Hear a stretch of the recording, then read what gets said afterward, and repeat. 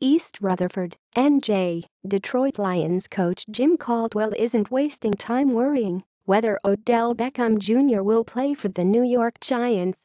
When Caldwell drew up his game plan for Monday night's contest between the Lions, 1-0, and Giants, 0-1, at MetLife Stadium, there was a section for dealing with the catalyst of the Giants' offense. If Beckham's sprained left ankle keeps him out of a second straight game, the Lions have other plans.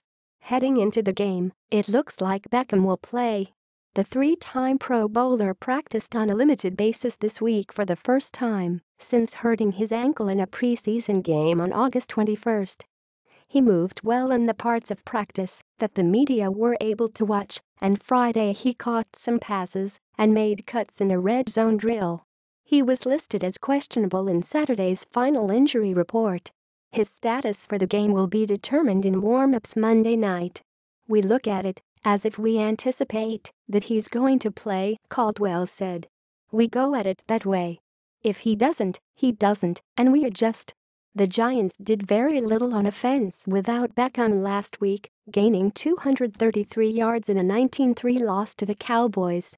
"They're good with or without him, but he is a dynamic player," Lions safety Glover Quinn said, referring to Beckham, who has led the Giants in receiving in each of his first 3 seasons.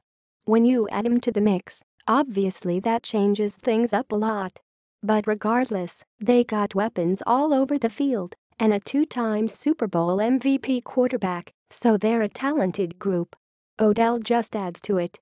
Quinn said there was no doubt that Beckham would pass up the chance to play in a home opener in prime time. "You just have to understand where he's at," Quinn said. "He's an explosive guy. He can turn a short pass into a long touchdown. He demands different type of attention because he is so dynamic. There's certain things you may do with coverages and schemes and calls you may make could be affected by if he's on the field or if he's not. But you always got to prepare like he's going to be there. And if he's not, we'll adjust." Most teams that have faced the Giants in the past 2 seasons have employed a 2-deep formation with their safeties.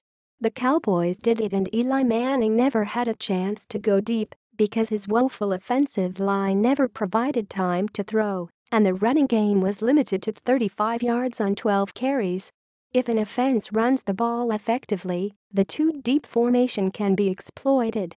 You have to run the ball better, and you have to be patient with some of the opportunities that are there. From the pass game standpoint, Giants offensive coordinator Mike Sullivan said, "Because if they're taking away some of your deeper shots, you have to be patient enough to go ahead and take that completion, win the down, put yourself in a position.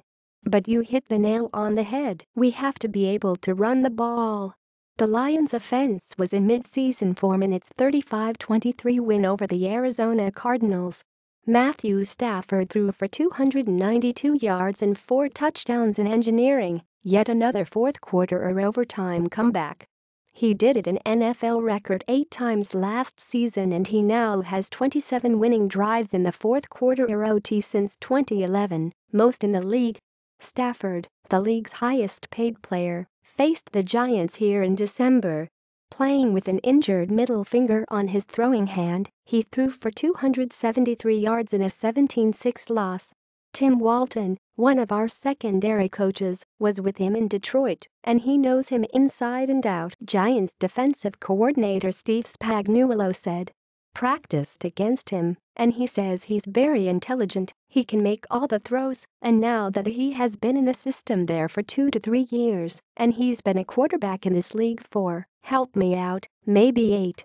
That's an experienced quarterback that knows how to win. He's really dangerous."